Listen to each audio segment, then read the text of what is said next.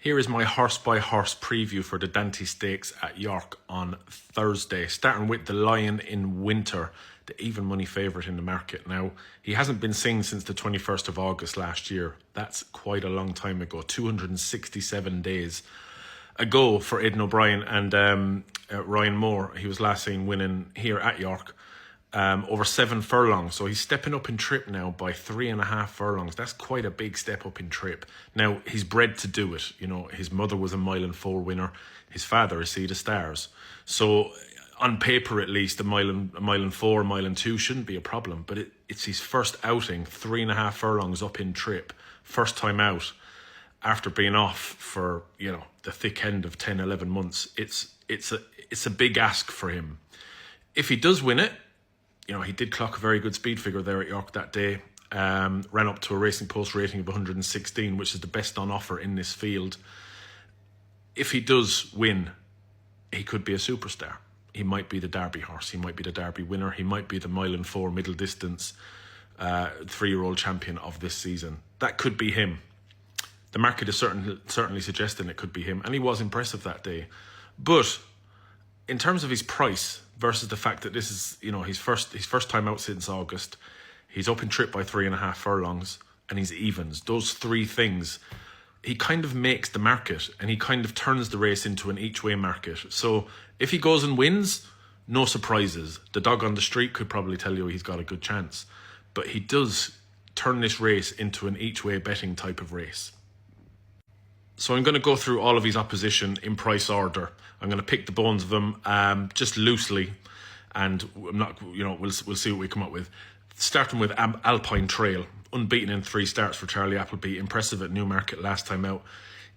Visually, he was impressive. On the clock, he didn't pull any trees up or anything like that, and he's 5 or 6 to 1. He could improve. Wouldn't necessarily be for me on his price versus what he's done on the clock.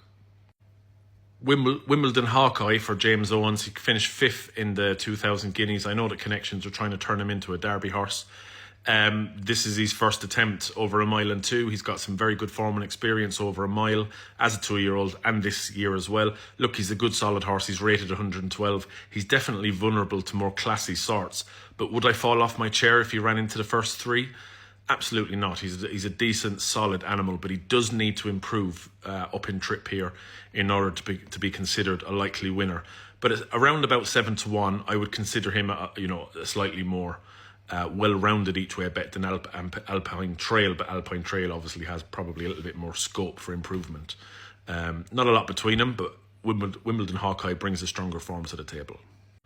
Pride of Arras for Rafe Beckett. Now, this, you know, you could never discount a Beckett horse from improving and, you know, coming up to Group 1, Group 2, Group level. But this horse didn't post a very good speed figure at Sandown when last seen. He's around about 10 or 11 to 1 for this race, which I think is skinny enough. I'd be very surprised if he was anywhere near the finish, Pride of Arras, despite being 4th or 5th in the betting for this.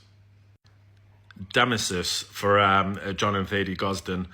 Finished 3rd behind Swagman at Sandown last time out. Posted a pretty good speed figure, not too bad. Ran up to an RPR of 105. It was a marked improvement from his debut back in December at Southwell. Yeah, you know, he'd be on the premises for a top 4 finish. Damascus on the short list. Royal Playwright for Andrew Balding and Oisin Murphy. Another one stepping up in trip. Has been running over 7 furlongs in 1 mile so far. Mixed vibes from his pedigree. I would suggest that stamina will probably be his biggest question mark. He does have quite a few good speed figures in the locker, and the fact that it's good quick ground here may just help him in terms of that stamina mission.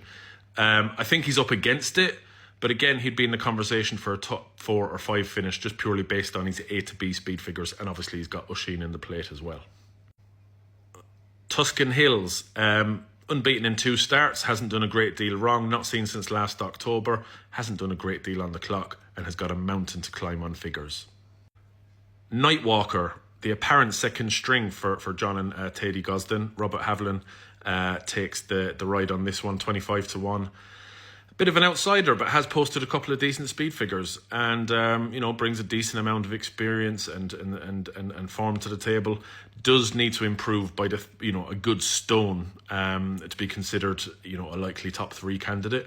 I wouldn't fall off my chair if he ran into the top 4 or 5 though. So he again would be another one on the short list for a top 4 or 5 finish. The final 2 in the betting are Mr. Riz and Devil's Advocate at around about 33 to 1, 40 to 1 between them. If I had to choose between the 2 of those as to which one is going to finish in front of the other, I would probably put my last fiver on the Devil's Advocate to beat Mr. Riz. As for their chances of winning this or getting into the top 3 or 4, it seems very unlikely. So let me know what you fancy in the comments. I'm going to have a little, closer look at this as the evening goes on, with a view to maybe having a mainline selection in this race tomorrow, simply because the favourite, I think, makes the market. So I need to go back over some replays, have a look at the ratings a little bit closer, see what the trainers think, take in every piece of information I can before making a betting decision of my own. But I've kind of framed the race around those that are on the short list versus the favourite. And we'll have a think. But do let me know in the comments what you think. Is the Lion in Winter just going to win? Is it worth even trying to take him on, based on the fact that he's stepping up in trip by 3.5 furlongs and he hasn't been seen since August, etc. He also hasn't ran in any kind of group races or Group 1 races. So it's a funny one. It's an interesting race, and a bigger field than you'd usually get in the Dante, which is what makes it additionally interesting this year. But as I say, let me know in the comments. Let's get some conversation going about the big race at York on Thursday.